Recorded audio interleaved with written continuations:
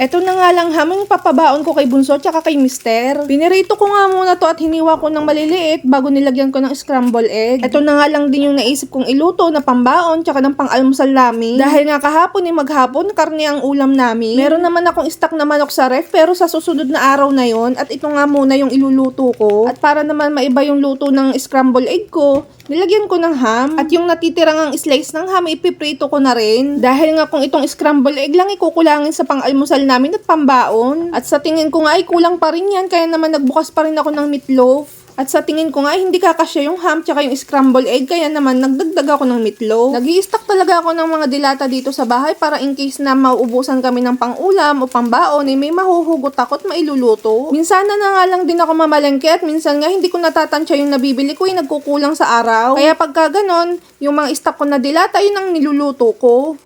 At iyan ang baon ni Bunso at saka ni Mister. Hindi naman sila mapili sa mga papabaon ko sa kanila. At iyan naman ang natirang pang-almusal namin.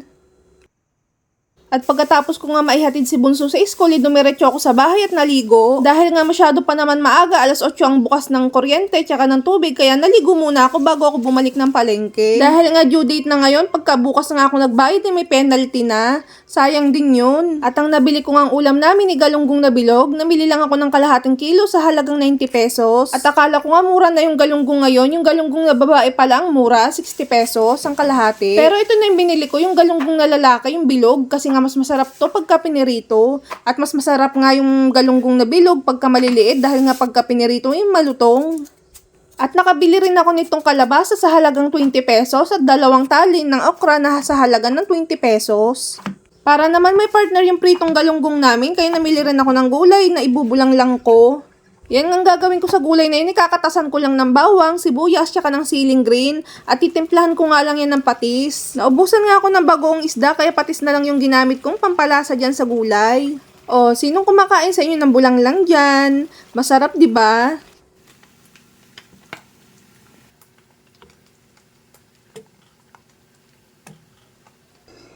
Kain tayo! O, namili lang ako lahating kilong galunggong na bilog, galunggong na lalaki. 90 kalahating kilo.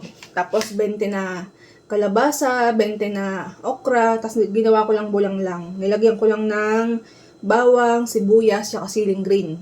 Ang ginamit ko lang pampalasa patis. Wala akong bagoong eh. Para may partner lang tong pritong galunggong. Kulay. Ngayon pa na ako mag-almusal. Nagbayad ako ng tubig, tsaka ng kuryente. Kasi due date na. Pagbukas, may penalty na. Sayang din yun.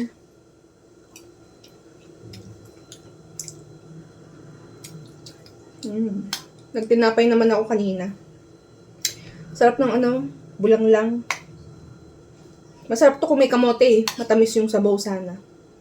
Kaso wala. Mabilisan lang yan para may partner lang to. Hindi pa nakabayad ng internet. Dayo kasi ng bayaran dito sa amin. Nakahiwalay. Tsaka na. Updated naman ako dun. Galunggong na bilog. Ako, pagka may mga bills, inuuna ko na talaga yun. Tas kung ano yung matira, ay yung binabudget ko sa amin. Wag lang akong magpalya sa bills. Ayoko nang nadodoblehan ng kuryente. Ang hirap mag-budget kaya pag nadodoble yung kuryente. Kasi pagka pangalawa, pinuputulan na. Kaya pagka bigay pa lang ng resibo, binabayaran ko na kaagad. Di bali nang magtipid na lang ako sa pagbabudget ng pagkain. Basta't yung tubig, kuryente, mabayaran ko kaagad.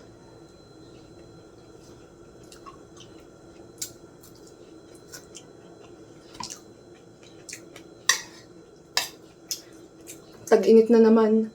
Mamahal na naman ang kuryente. Nung nakaraang buwan, mura lang ang kuryente.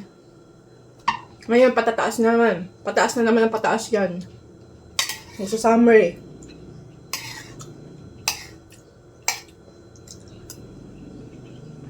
Sarap. Masarap pa yung ganitong galunggong yung maliliit. Toasted pati ulo, sarap kainin.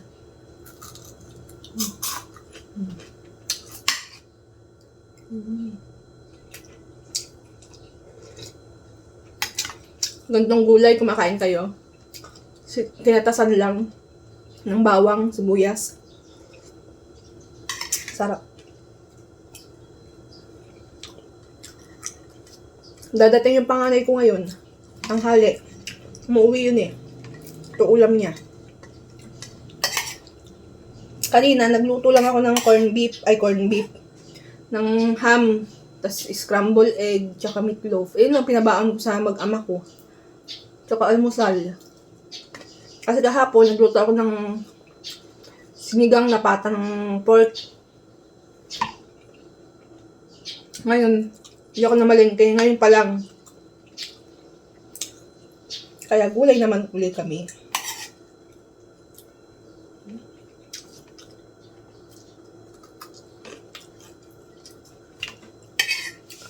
Pang umaga na si Mr. ngayon. Kaya ako lang mag-isa dito sa bahay.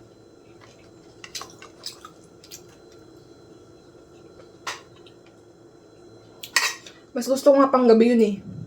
Parang natutulog lang ako. Pagising ko sa umaga, nandito na siya. Tapos sa umaga naman, maghapon kami magkasama. Tapos nagwo-walking kami. Nagpapapawis.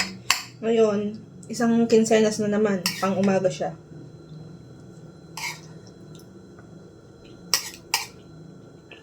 Bye-bye.